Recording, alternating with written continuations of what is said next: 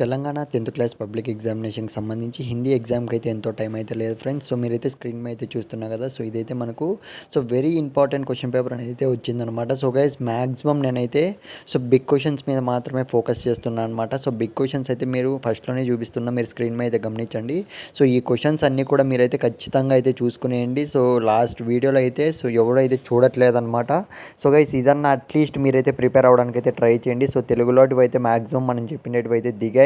So కొన్ని important పేపర్స్లో అయితే గన్ షాట్ క్వశ్చన్స్ అన్నీ కూడా చెప్పాం కదా, అవన్నీ దిగడం జరిగింది. సో గైస్ మీరు ఈ పర్టికులర్ క్వశ్చన్ పేపర్ అనేది ఖచ్చితంగా మిస్ చేసుకోకండి. మీకైతే క్వశ్చన్ పేపర్ అనేది స్క్రీన్ మీద చూస్తున్నా స్లోగానే స్క్రోల్ అవుతుంది.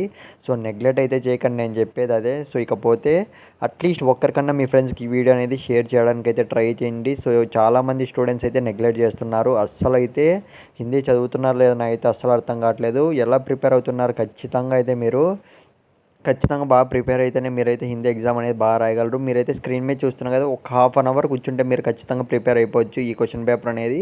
సో గైస్ బాగానే ప్రిపేర్ అవుతున్నారు అనుకుంటున్నా. ప్రిపేర్ అయ్యి ఎగ్జామ్ అనేది బాగా రాయాలి చెప్తున్నా. సో ఇంకా మీరు ఏ క్వశ్చన్ పేపర్ అనేది మీరు టఫ్గా ఫీల్ అవుతున్నారు, సో మీరు టఫ్గా ఏదైతే అనుకుంటున్నారో అది ఖచ్చితంగా మీరు కామెంట్ సెక్షన్లో అయితే మెన్షన్ చేయండి.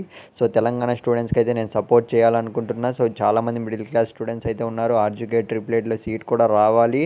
సో గుర్తుపెట్టుకోండి మామ, నేను చెప్పేది ఏంటంటే సో పెట్టే ప్రతి ఒక్క పేపర్ అయితే ప్రిపేర్ అయిపోండి. సో నెగ్లెక్ట్ అయితే చేయకండి. ఆల్ ది బెస్ట్ ప్రతి ఒక్కరికైతే. సో ఇన్ కేస్ మార్నింగ్ లోపు రియల్ క్వశ్చన్ పేపర్ వస్తే పెడతాను వెంటనే.